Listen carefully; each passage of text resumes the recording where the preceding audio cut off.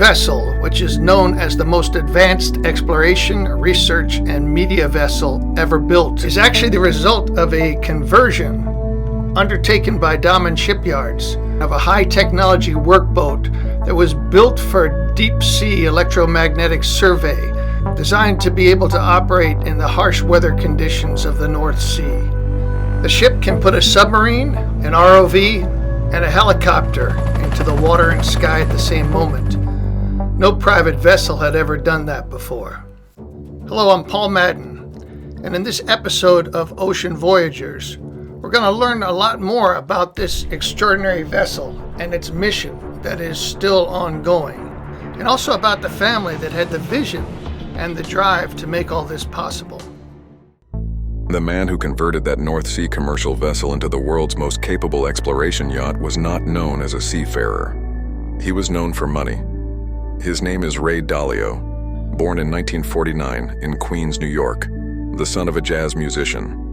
He bought his first stock at 12 years old with money he earned caddying, and he tripled it. In 1975, out of a two-bedroom apartment in Manhattan, he founded an investment firm called Bridgewater Associates. Over the next 4 decades, he built it into the largest hedge fund in the world, managing more than $150 billion at its peak. He became one of the most studied investors of his generation, a man whose entire working life was spent reading hidden systems, the invisible machinery underneath markets.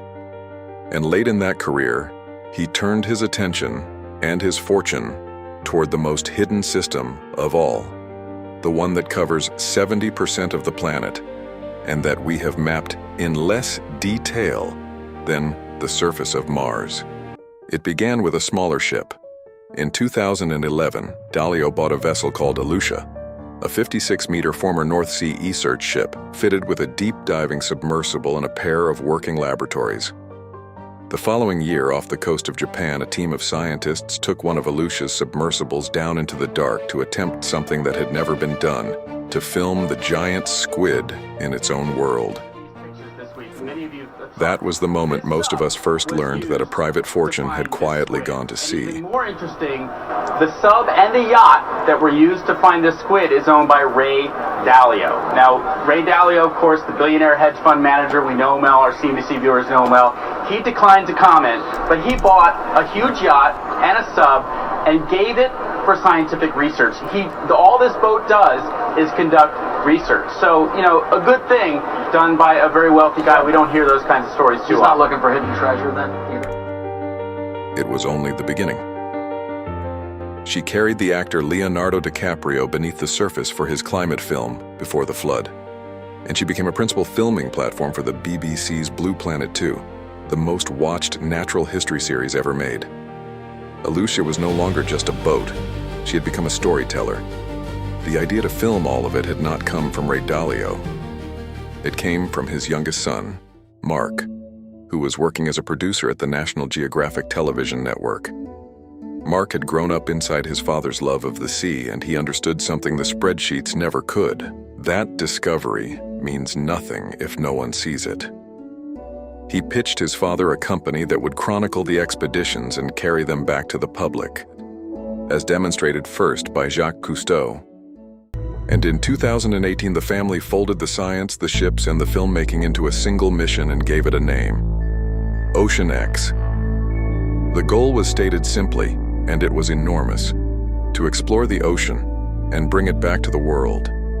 To do for the deep sea what the space program had done for the stars. To make people care about a place they would never go. But to do that at the scale Ray Dalio had in mind, Alucia was no longer enough. They needed a bigger ship. They went and found one.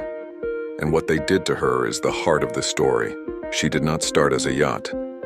In 2010, the Frary shipyard in Vigo, Spain, delivered a steel offshore support vessel named Volstad Surveyor, a high-technology workboat built for deep-sea electromagnetic (EM) survey. 87 meters of pure function with no luxury about her at all. Dalio's OceanX bought her, took her to Damen Ship Repair in Rotterdam, and rebuilt her from the main deck up. What emerged 2 years later was renamed OceanXplorer, and her builders called her the most advanced exploration, research, and media vessel ever built. Consider what they put aboard her. 2 manned submersibles, built by Triton, each able to carry scientists to over half a mile beneath the surface. 1 rigged with cinema cameras and lighting.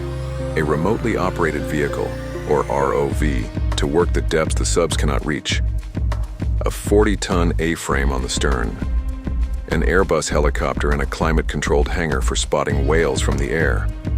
Below decks, full wet and dry laboratories, a cold tank room and gene sequencing equipment that can identify a new species without the sample ever leaving the ship. And because every expedition is also a film, the whole vessel was designed in consultation with the director, James Cameron.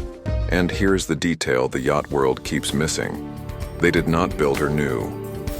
They took a 15-year-old commercial workboat and they turned her into the most capable private explorer on the water. And every dive is broadcast, the live feed running from the submersible, up the fiber, to the ship, and out to the world. The space program model finally turned on the sea. It's always interesting to see the mission that a capable commercial hull, when expertly converted, can accomplish. If you're thinking about an expedition yacht or a conversion like the one that became OceanXplorer, I invite you to get in touch with us at exploreyachts.com. And check back for our next episode, which I think you'll find interesting, about the yachts that Google built.